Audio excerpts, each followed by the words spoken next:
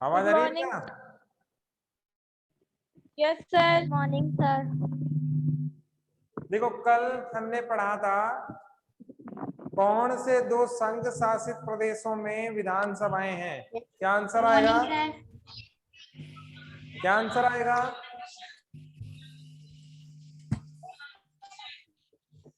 Sir वापस बोलना।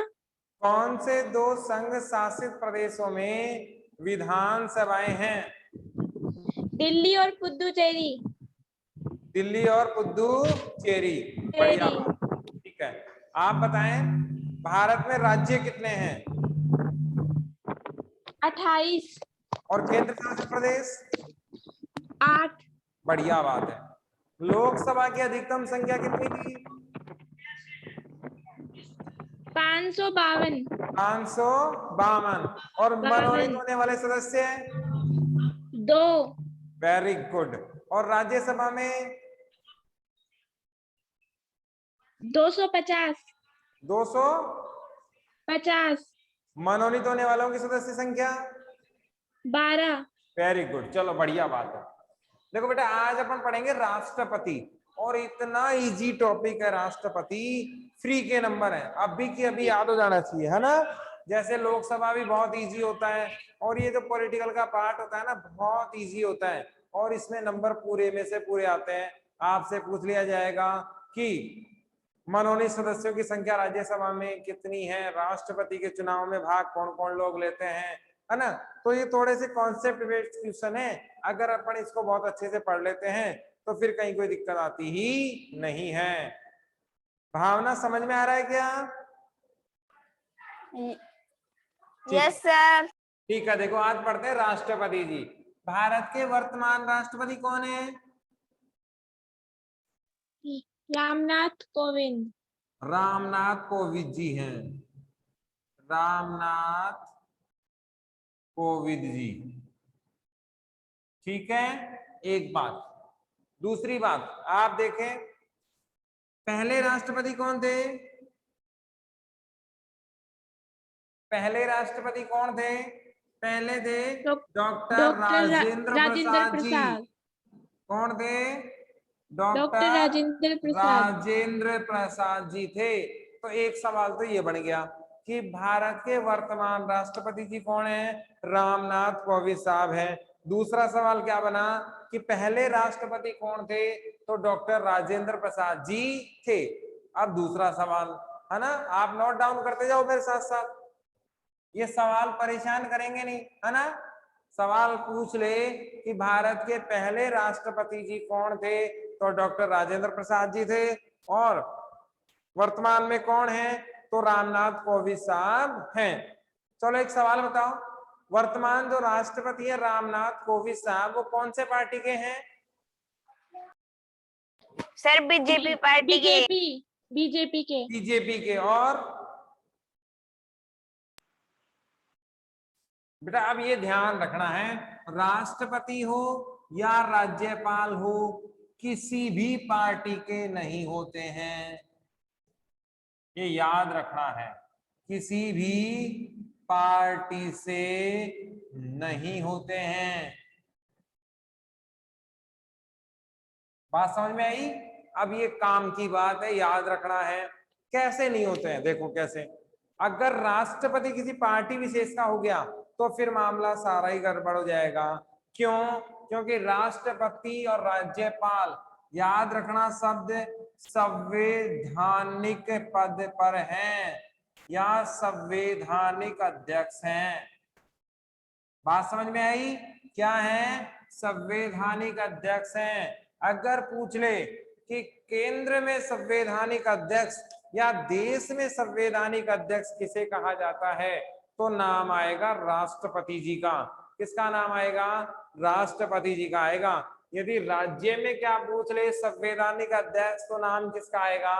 राज्यपाल महोदय का आएगा। बताओ बेटा बात समझ में आ रही क्या? Yes sir. दूसरा देखो, पहले नागरिक भी होते हैं ये, पहले या प्रथम नागरिक भी होते हैं। राज्य का प्रथम नागरिक कौन? राज्यपाल। देश का राष्ट्रपति। राज्यपाल, राष्ट्रपति। आ रहा है। अब हमने यस सर, कार्यपालिका पढ़ी थी, आपको याद हो तो, यस सर, पढ़ी थी। कितने प्रकार की थी? 2 प्रकार की। 2 प्रकार की। बहुत बढ़िया बात। कार्यपालिका कितने प्रकार की पढ़ी थी? 2 2 प्रकार प्रकार की। और कौन कौन सी थी? नाम मात्र की और बहुत बढ़िया। वास्तविक। नाम मात्र और वास्तविक। वास्तविक। बहुत बढ़िया बात। नाम मात्र की भी कितने प्रकार की थी? 2 प्रकार की। एक कहाँ? केंद्र में, दूसरी? राज्य में।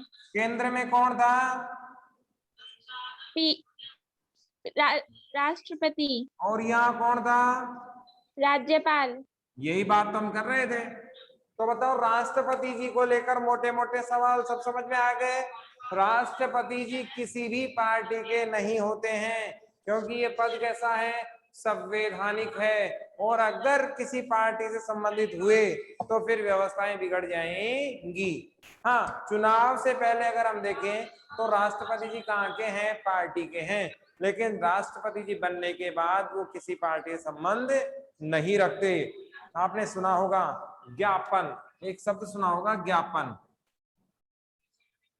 कांग्रेस वाले भी कहते हैं, बीजेपी वाले भी कहते हैं, आरजेडी, सपा, बसपा, सब लोग कहते हैं कि राष्ट्रपति जी को ज्ञापन देने जा रहे हैं, है ना। इसका मतलब ये हुआ कि राष्ट्रपति जी किसी पार्टी विशेष के नहीं है, राज्यपाल किसी पार्टी विशेष के नहीं है, जबकि सबके हैं। इसीलिए उनको क्या दिया जा रहा है? ज्ञापन दिया जा रहा है कि महामहिम आप इस बात पर ध्यान दो और जो भी नियम के कानून के दायरे में हो उसके आधार पर निर्णय दो, क्योंकि क्या है? संवैधानिक अध्यक्ष हैं, किसी पार्टी विशेष के नहीं है। इतनी बात समझ में आई बेटा? देखो, संवैधानिक अध्यक्ष के साथ साथ प्रथम नागरिक भी होते हैं, कार्यपालिका के नाम मात्र के अध्यक्ष भी होते हैं। एक चीज और बच रही है, जब इतना याद तो ये लाइन भी याद कर ही लो, है ना। राष्ट्रपति जी तीनों सेनाओं के अध्यक्ष भी होते हैं, तीनों सेनाओं के अध्यक्ष भी होते हैं। ये बात समझ में आई? राष्ट्रपति जी कितनी सेनाओं के अध्यक्ष होते हैं? 3 सेनाओं के। तीनों सेना कौन सी? जल, थल और वायु। तीनों सेनाओं के अध्यक्ष होते हैं। अब यहाँ पर एक मामला और बचा, फिर राष्ट्रपति का चुनाव पढ़ते हैं और फिर मामला आगे बढ़ाते हैं, है ना।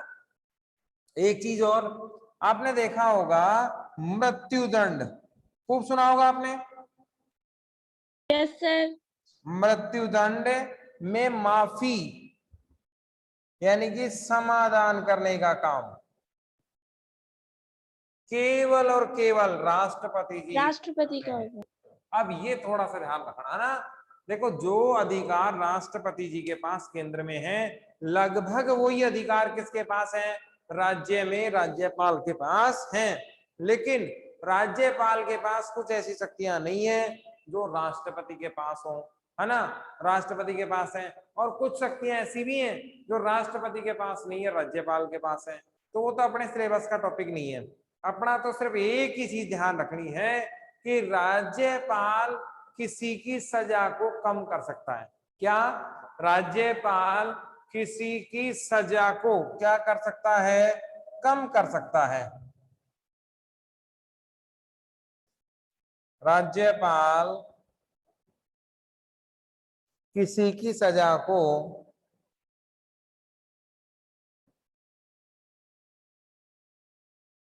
क्या कर सकता है? कम कर सकता है। लेकिन ये ध्यान रखना, यदि मृत्युदंड का मामला आ जाए, है ना, ये ध्यान से देखना, मामला किसका हो? मृत्युदंड का, तो फिर राज्यपाल कुछ नहीं कर सकता। फिर मामला कहां जाएगा? राष्ट्रपति के पास, और राष्ट्रपति जी माफी दे सकते हैं। कॉन्सेप्ट क्लियर हुआ? यदि मामला केवल सजा का है, किसका है? केवल सजा का, तो राज्यपाल भी कम कर सकता है, कहीं कोई दिक्कत नहीं है। लेकिन अगर मामला मृत्युदंड का है तो फिर राष्ट्रपति ही क्षमा कर सकता है, इसके अलावा मामला बैठेगा नहीं। इतनी बातों में कोई सवाल पूछना हो तो बताओ। नो सर, कोई सवाल नहीं। क्लियर है? Yes sir. तो सवाल लिख लो फटाफट 2-4, फिर आगे बढ़े। Yes sir. लिखो राष्ट्रपति जी और राज्यपाल, राष्ट्रपति व राज्यपाल किस प्रकार के अध्यक्ष होते हैं? राष्ट्रपति और राज्यपाल किस प्रकार के अध्यक्ष होते हैं? आंसर क्या आएगा? संवैधानिक अध्यक्ष। संवैधानिक अध्यक्ष। हाँ, संवैधानिक अध्यक्ष होते हैं। अगला लिखो, देश के तथा राज्य के प्रथम नागरिक का नाम लिखें। देश के तथा राज्य के प्रथम नागरिक का नाम लिखें।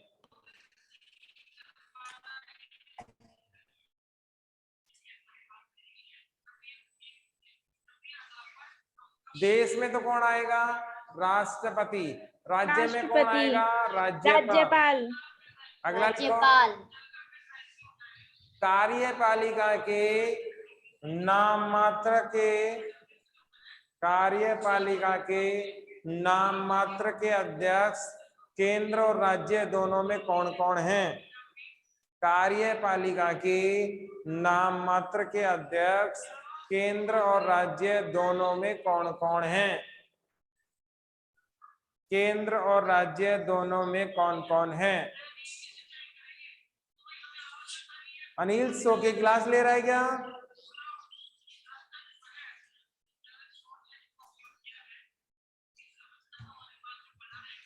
ठीक है बेटा। अगला लिखो, तीनों सेनाओं के अध्यक्ष भारत में कौन हैं? क्या? तीनों सेनाओं के अध्यक्ष भारत में कौन हैं? तीनों सेनाओं के अध्यक्ष भारत में कौन हैं? आंसर क्या आएगा? राष्ट्रपति जी। अगला लिखो, मृत्यु दंड को माफ करने का अधिकार, मृत्यु दंड को माफ करने का अधिकार भारत में किसके पास है? मृत्यु दंड को माफ करने का अधिकार भारत में किसके पास है? आंसर क्या आएगा? राष्ट्रपति। अब समझ में आ गई बात? बहुत इजी टॉपिक है ये, बहुत इजी। आपके 10th में आएगा, 12th में आएगा, 11th में आएगा, चारों साल आएगा, है ना? तो इसको अभी याद कर लो। 4 साल तो फिर 3 साल तो मजे से बहुत रिपीट रिपीट पूरे में से पूरे नंबर आएंगे। देखो, एक बात हमेशा ध्यान रखना, या तो आप इस साल, अगले साल, उससे अगले साल, उससे अगले साल याद करते रहो, है ना, और नंबर कटते रहेंगे, टेंशन बढ़ता रहेगा, या एक ही बार बहुत अच्छे से समझ लो तो फिर अगली साल रिवीजन पूरे में से पूरे नंबर, उससे अगले साल रिवीजन पूरे में से पूरे नंबर, और फिर 12th में भी पूरे में से पूरे नंबर। कितना आनंद आएगा क्लास लेने का, है कि नहीं? जब क्लास ले रहे हैं तो बहुत अच्छे से लेनी चाहिए, ताकि हमारा पूरा ध्यान उस क्लास में हो और पूरी चीजें हमें आसानी से समझ में आ जाए। रटना नहीं है बिल्कुल भी, समझना है हर चीज, और जो चीज समझ में नहीं आए वो अभी के अभी पूछना है ना? देखो, राष्ट्रपति जी का देखो निर्वाचन, निर्वाचन देखते हैं। अब ये थोड़ा सा टफ मामला है ना? समझने की कोशिश करना, नहीं आए तो दोबारा बताएंगे, है ना? आनुपातिक मत पद्धति है ये, एकल संक्रमण की आनुपातिक मत पद्धति, एकल संक्रमण विधि की आनुपातिक मत पद्धति, आनुपातिक मत पद्धति। मोस्टली 3 ही विधि होती हैं, एक तो सर्वाधिक मत जीत पद्धति जो लोकसभा में है, एक ये वाली जो राष्ट्रपति जी की है, और एक समानुपाती जो इजराइल नीदरलैंड में है ना? वो कभी फिर पढ़ेंगे, अपने सिलेबस में भी नहीं है। अपने सिलेबस में 2 ही पद्धति हैं, दोनों, एक तो मैंने पढ़ाई दी थी आपको, है ना, वोट कैसे डालते हैं उस समय, दूसरी आज पढ़ लो, बस ये इतनी आपके सिलेबस में है। समानुपातिक वाली नीदरलैंड और उधर इजराइल में चलती है, अपने किसी काम की नहीं है, और अगर कभी समय बचा तो पढ़ भी लेंगे उसको। देखो ये पद्धति बहुत ध्यान से देखनी है, तभी समझ में आएगी, नहीं तो बैठेगी नहीं।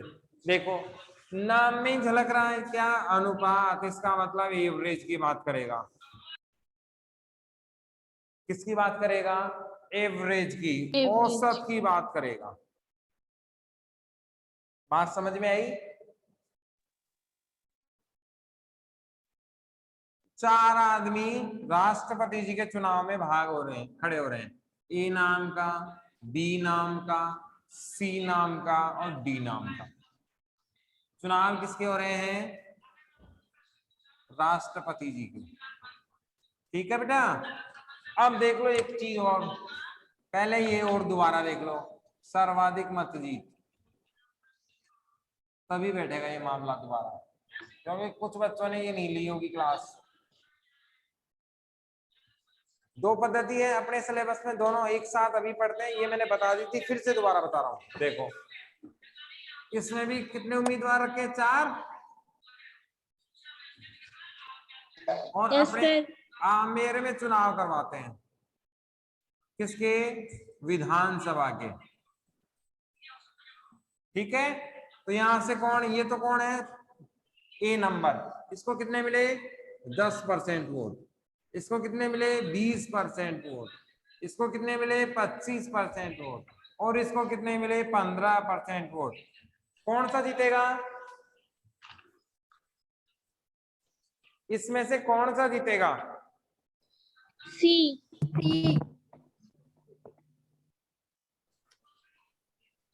पक्का सी जीत रहा है? कैसे अंदाजा लगाया? कैसे अंदाजा लगाया? क्योंकि इनके प्रतिशत अधिक है। इसकी प्रतिशत अधिक है, वेरी गुड।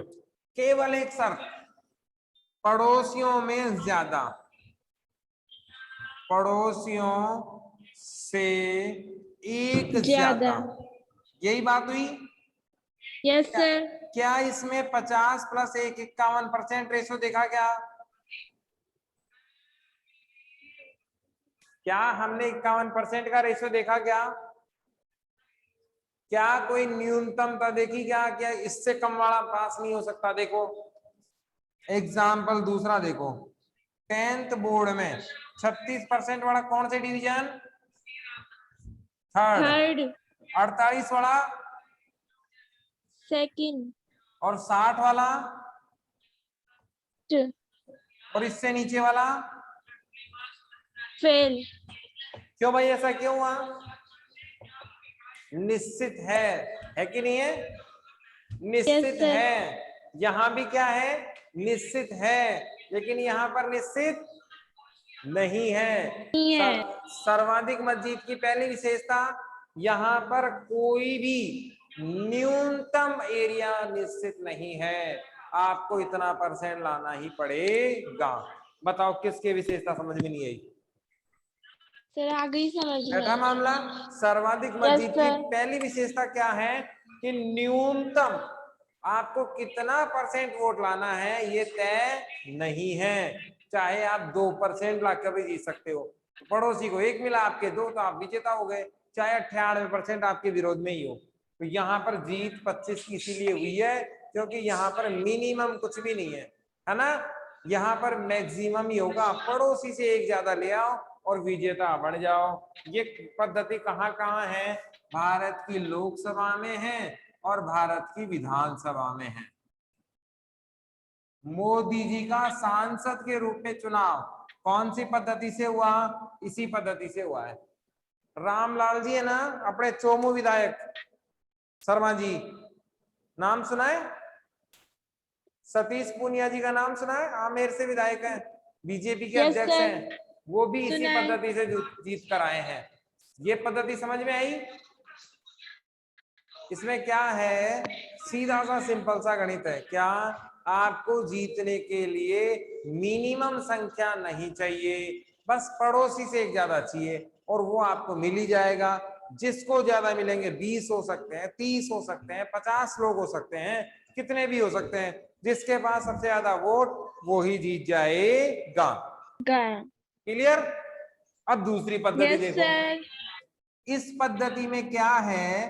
50% के साथ 1 जुड़ेगा, क्या जुड़ेगा 50% के साथ 1 और ऐसे करके 51 वोट लाने हैं आपको।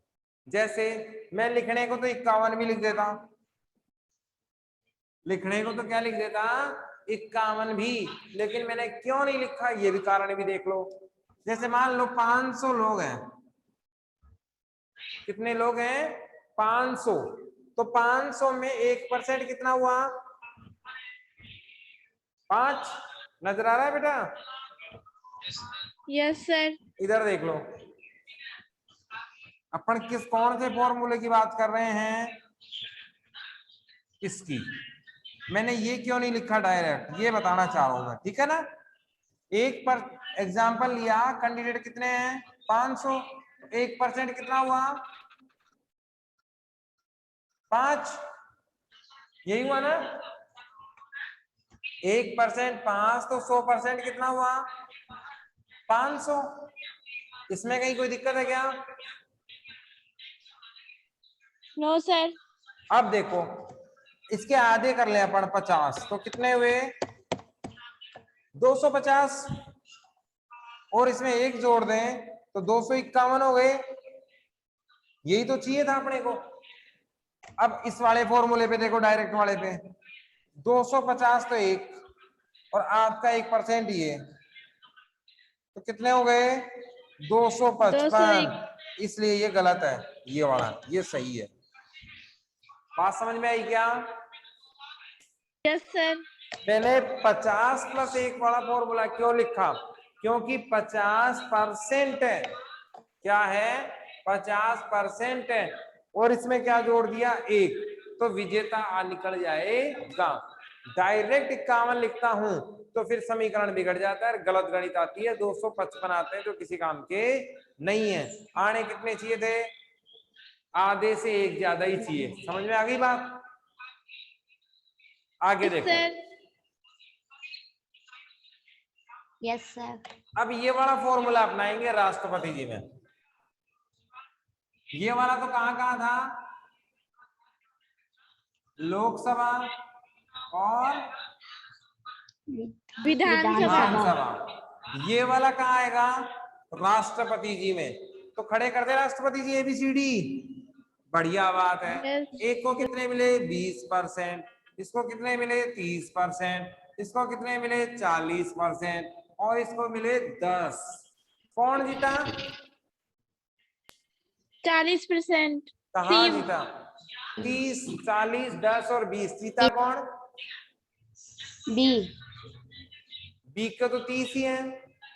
सी के 40 है। अगर नजर नहीं आ रहा है क्या, आप दिख रहा है? Yes sir. Yes sir. Yes sir. C के 40 है। जीता कौन? सी। कहाँ जीता बेटा? मैंने इसकी तो बात की नहीं, मैंने तो इसकी बात की थी। और इसकी शर्ती क्या है? क्या? 51% आएगा किसी के? No sir. No sir. फिर कैसे जीता? यहां पर कोई नहीं जीता। इतनी बात किसके समझ में नहीं आई? बैठा मामला। कैंडिडेट कितने थे? 4। शर्त क्या थी, कितने % आने चाहिए? 51। 50 + 1 51, है ना। कितने आने चाहिए थे? 50 + 1 51। यहाँ किसी को मिले क्या? No sir. No sir. अब दूसरी वरीयता क्रम कहते हैं इसे। क्या कहते हैं? दूसरी वरीयता क्रम। अब ये शब्द याद रखना, कई बार पूछ लेगा आपको कि राष्ट्रपति चुनाव में दूसरी वरीयता क्रम क्या है ना। तो फिर अब ये दूसरी वरीयता क्रम का तरीका देख लो, है ना। सबसे कम कौन है? डी वाला। डी वाला। तो डी वाले भाई साहब को रिटायर कर दो, क्योंकि ये तो नहीं जीत सकते। ठीक है। अब एक चीज और देख लो, ये है बैलेट पत्र। क्या है? बेल्ट नहीं है बेटा, बैलेट है।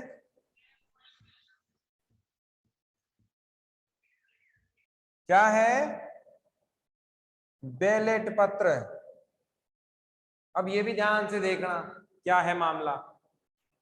पहले पद्धति कौन सी पड़ी? सर्वाधिक मत प्रणाली। कहाँ कहाँ चुनाव कराए? लोकसभा और विधानसभा। एक व्यक्ति कितने वोट देता है? एक। अरे मम्मी पापा वोट डालने जाते हैं, कितने वोट डाल के आते हैं? एक। चाहे उम्मीदवार कितने हो? 5। ए बी सी और डी, कितने रख लो, 4 ही उधर है। उम्मीदवार कितने हो? 4। तब भी वोट कितने 4 देते हैं? एक ही व्यक्ति को दोगे किसी को, है ना? ऐसा Yes, थोड़ी sir. 4, एक व्यक्ति चारों को ही वोट दिया है। इस पद्धति में एक व्यक्ति कितने वोट देता है? 1। ठीक है। अब दूसरी पद्धति ये वाली, इसका नाम क्या था? आनुपातिक पद्धति। इस पद्धति में एक व्यक्ति वोट कितने देता है? 4। बस यही गड़बड़ हो गया। समझ में आई बात? ये वाली तो कौन सी है? सर्वाधिक मत जीत। कौन सी है? सर्वाधिक मत की। एक व्यक्ति वोट कितना देगा? एक। और इधर कितना देगा? 4। 4 देगा। 4। किसी के बैकग्राउंड से आवाज आ रही है?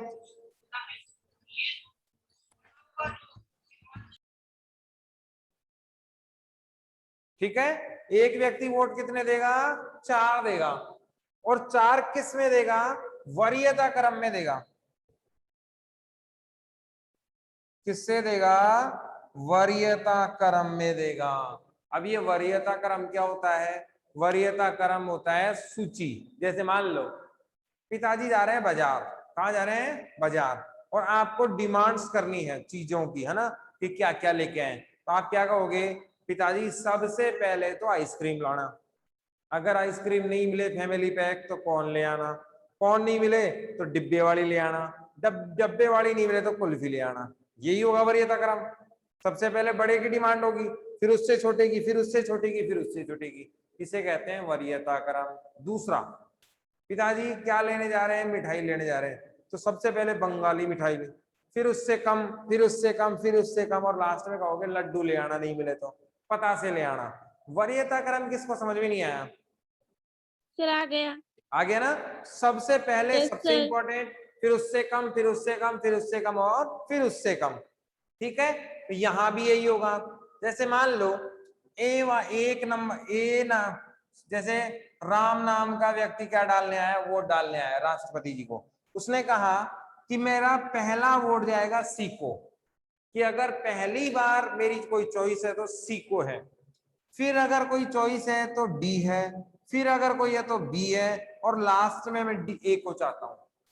ऐसे करके उसने वरीयता डाल दी कि पहला ऑप्शन मेरा क्या है? सी। सबसे पहले सी राष्ट्रपति बने, अगर इसका नंबर नहीं आए तो डी वाला बन जाए, डी का नंबर नहीं आया तो बी वाला बन जाए, और बी का नंबर नहीं आया तो ए वाला बन जाए। ये इसने कहा।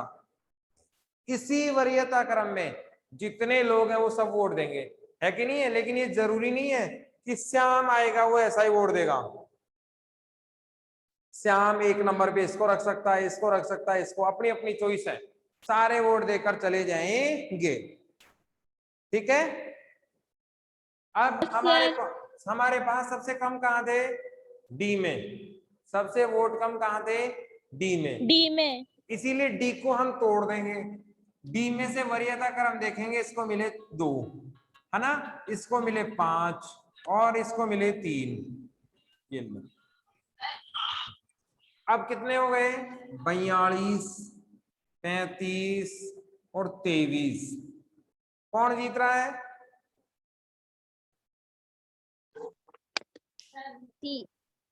कौन जीता?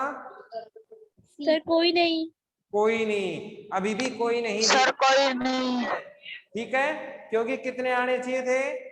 51। 50 + 1 51। हाँ, 50 + 1 51। और हटने की बारी किसकी आ गई? एक ही। हटा दो। अब देखो कमाल, यहाँ तीसरी वरीयता में इसको मिले सबसे, इसको तो मिले 5 ही वोट केवल, और बाकी के पूरे 18 वोट मिल गए इसको। आप देखो इसके तो हो गए 47 और इसके देखो 8 और 5 13 53 और विजेता कौन? ये लो जी राष्ट्रपति और ये साइन मेरे। बताओ कमाल हो गया। जीत कौन रहा था? सी। लास्ट में जीता कौन? बी। बी। तो इसमें कोई निश्चित नहीं होता कब कौन जीत जाए। एक बात समझ में आई?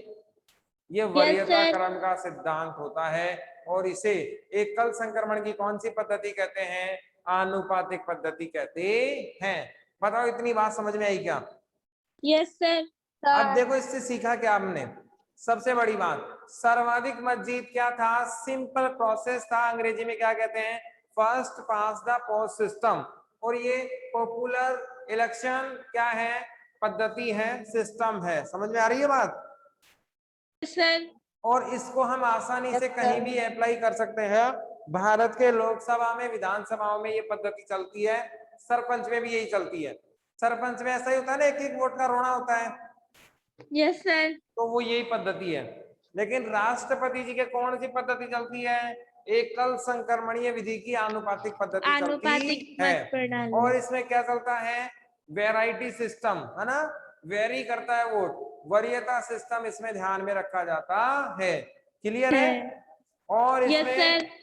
जो भी जितने भी उम्मीदवार हैं क्या डालते हैं? वोट डालते हैं। और वोट भी किसमें? वरीयता क्रम में। देखो इधर कौन सी थी? सर्वाधिक मत जीत प्रणाली। थी ना? उसमें एक व्यक्ति यस कितने सर। वोट डाल रहा था? एक। इधर कितने वोट डालेगा? 4। जितने उम्मीदवार होंगे उतने। 4 भी है तो 4, 5 है तो 5 और 2 है तो 2। 2। प्रत्येक व्यक्ति वोट डालेगा किसमें? वरीयता क्रम में। और इधर एक व्यक्ति को देके हो जाएगा फ्री। अब देखो ये क्या है? बैलेट पत्र हैं दोनों, है ना? बताओ क्या समझ में नहीं आया? दोनों पद्धति समझ में आई? Yes sir. एक पद्धति और बची है, आप चाहो तो बता दो, नहीं फिर बाद में कर ले। सर बता दो। वैसे काम वाम की तो नहीं है, सिलेबस में तो आपके है नहीं, है ना? फालतू का टेंशन है, क्यों लेना? बस इतना सा है। उसमें जितने वोट पड़ेंगे वो किसको पड़ते हैं? पार्टी को पड़ते हैं। किसको पड़ते हैं? पार्टी को पड़ते हैं। और उसी की परसेंटेज में उम्मीदवार मिल जाते हैं। बस इतना याद रख लो आप तो, है ना? हो जाएगा काम अपना। अब देखो राष्ट्रपति के चुनाव में कौन कौन भाग लेते हैं? राष्ट्रपति के चुनाव में कौन कौन भाग लेते हैं? एक नंबर देखो, चुनाव में भाग कौन लेता है? सबसे पहले तो लोकसभा के निर्वाचित सदस्य।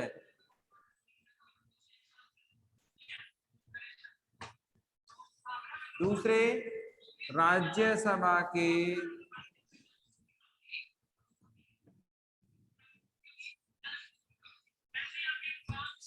तीसरे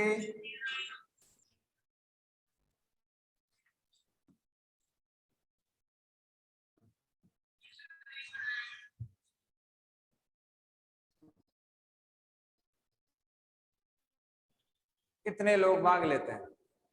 ठीक है, सदस्य कितने थे लोकसभा में? 552। और किस किस प्रकार के? एक तो निर्वाचित और मनोनीत। मनोनीत क्यों नहीं भाग लेंगे? क्योंकि वे राष्ट्रपति के द्वारा चुनाव बिना लाए जाते हैं। उनको राष्ट्रपति के द्वारा। लेने वाला कौन है? राष्ट्रपति है। तो ये वोट भी किसको देंगे? राष्ट्रपति को। राष्ट्रपति को देंगे। ला कौन रहा था इनको? राष्ट्रपति। तो ये तो फोकट के वोट हो गए राष्ट्रपति के, इसीलिए इनको शामिल नहीं किया गया है। और कौन कौन होंगे? विधानसभाओं के अलावा दिल्ली और कल बताया था ना मैंने पुदुचेरी कि विधानसभा के निर्वाचित सदस्य। अब यहां भी ये भी ध्यान रखना, ठीक है?